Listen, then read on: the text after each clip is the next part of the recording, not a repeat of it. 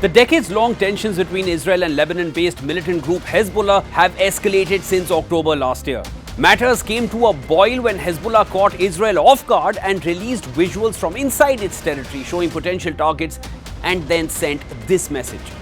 إذا فرضت الحرب على لبنان فإن المقاومة ستقاتل بلا ضوابط وبلا قواعد وبلا أسقف. Is Iran-backed Hezbollah equipped for a war with Israel? Will Iran get involved? Can Israel fight Hamas and Hezbollah at the same time? Can it win an asymmetric war, or will it get stuck in never-ending conflicts? I'm Shivan. Welcome to Game Plan.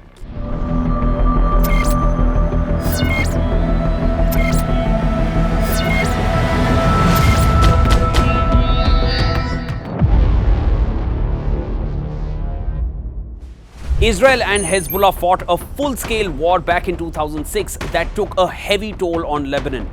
But while Israel Defense Forces or IDF still has more firepower and military might, it's a different Hezbollah now, improving on its strengths and mastering its tactics. It has stockpiled over 120,000 standoff weapons in Lebanon and Syria, with backing from Iran and proxy forces active in Lebanon, Syria and Iraq. Hezbollah has some 30,000 active fighters consisting of mainly light infantry and up to 20,000 reserves. Hezbollah has employed a mission command, which is a fighting technique where militants are allowed independent battlefield decisions to tackle overwhelming Israeli firepower.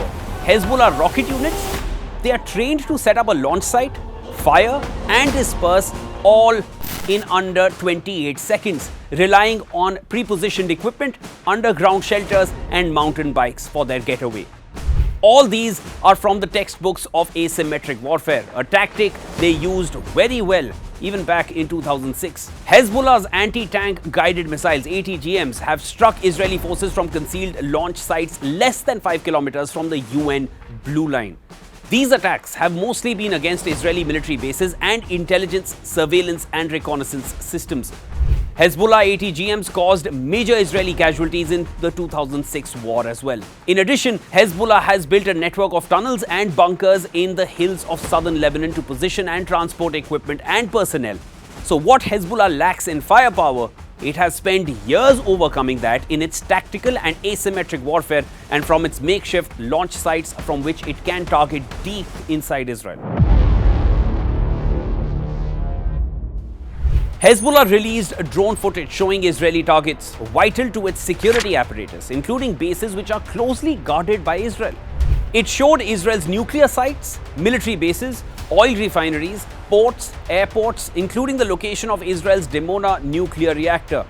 Hezbollah suggested that these sites would be targeted in the event of a war against Lebanon.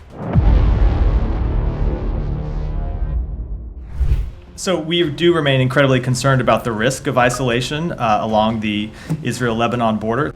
The US has been extremely concerned over the boiling tensions. US Defense Secretary Lloyd Austin met his Israeli counterpart Yoav Gallant at the Pentagon, warning that a conflict between Israel and Hezbollah could spark a regional war that will have terrible consequences. The US has good reason to be tense, as it knows well that it has failed in reining in Israel in the Gaza war. And now with the prospect of another gruesome war on Israel's northern front, the world will once again witness US lose its grip over Israel. The US defense establishment is worried that if Hezbollah enters into a war with Israel, Iran will be duty-bound to support the Lebanese militant group.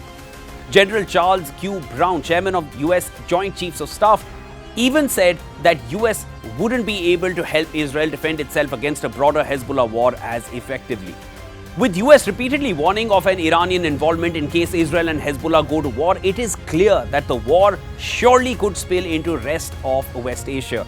Along with this, Hezbollah has already warned Cyprus not to help Israel, saying that Cyprus will not be spared if it does so. And this also means that if Cyprus is attacked by Hezbollah, the European Union member state will end up spreading the war to the west, with Hamas still left to be defeated in the south and Hezbollah threat looming from the north. Has Israel, and by extension the US, found themselves in a never-ending war continuum? What do you think? Let me know in the comments.